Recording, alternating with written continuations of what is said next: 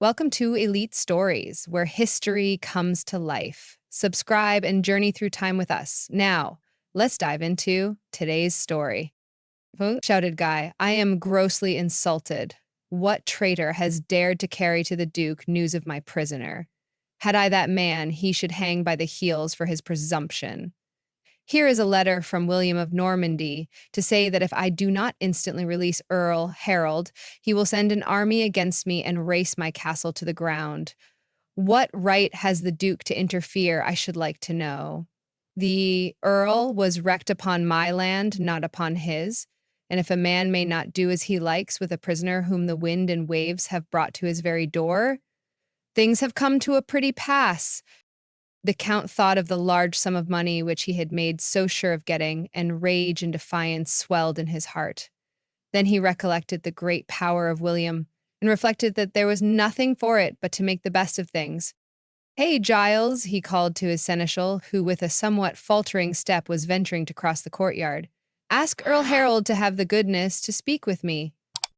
"Raise my castle to the ground," stormed the Count as he paced the flagstones. Aye, and he would do it too, the tanner's grandson. Duke William's mother had been the daughter of a tanner, and his enemies were never tired of reproaching him with this circumstance when they thought they could do so without fear of punishment. Presently the Englishman stood before the angry Count, and with a very bad grace, Guy told him that he was a free man and that he owed his release to the Duke of Normandy. Earl was very glad to find himself at liberty, and he felt that it would not be courteous for him to return to his own country until he had thanked the Duke for his generous help.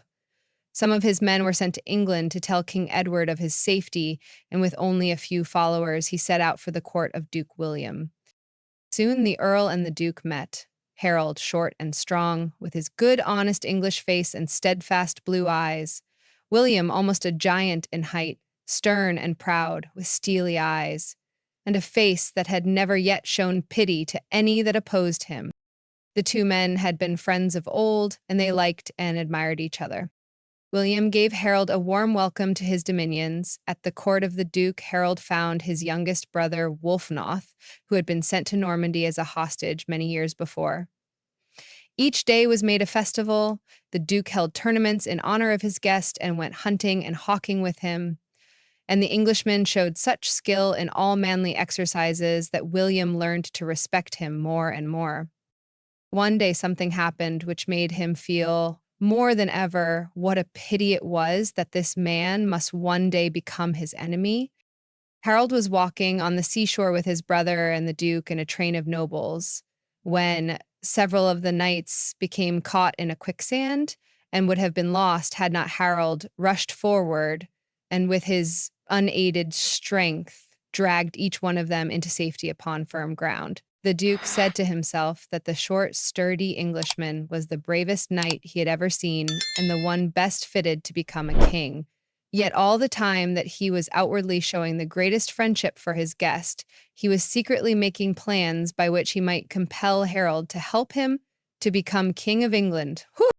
One day he asked Harold whether he knew that King Edward had promised that he should succeed him on the throne. "No," replied Harold quietly, "I did not know that." The Duke put his hand upon the Englishman's shoulder. "It is an old promise," he said, "and for many years I have looked upon myself as the future king of England. Listen to me," he added hastily, as he saw that Harold was about to speak. "I like you, and you are the man of all the English whom I most wish to have on my side. If you will give me your word of honor that you will help me to the crown, I promise that you shall be the greatest man in the kingdom, next to myself. And not only that, but you shall be my son-in-law.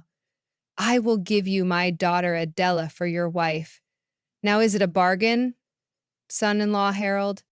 "No," said Harold quietly and firmly. "It cannot be.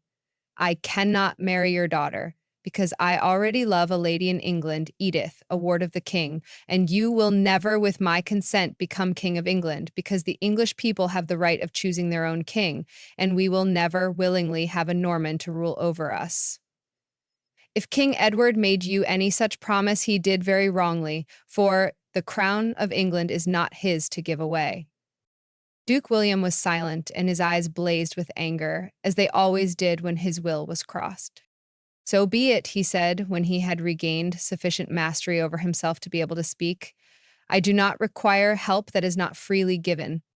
Harold knew that the Duke was very angry, and he began to see what an imprudent action he had committed when he had put himself in the power of this ambitious man. One of the Norman knights, whom he had rescued, came to Harold that evening. Do not anger the Duke, he begged. You little know his determined will. You are alone. It is useless to resist, and he will find a means of putting you to silence if you oppose him. Harold's young brother, Wulfnoth, came to him next. Do not refuse to give the Duke the promise he asks of you, implored the boy with a pale face. I have seen their dungeons and the oubliettes, those dreadful underground cells where a man can scarcely stand upright, where he may spend years without ever seeing the light of day.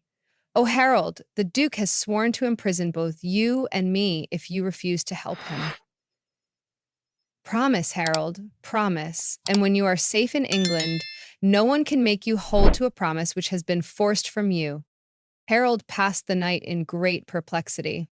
Should he refuse to make a promise which he knew that he could not keep?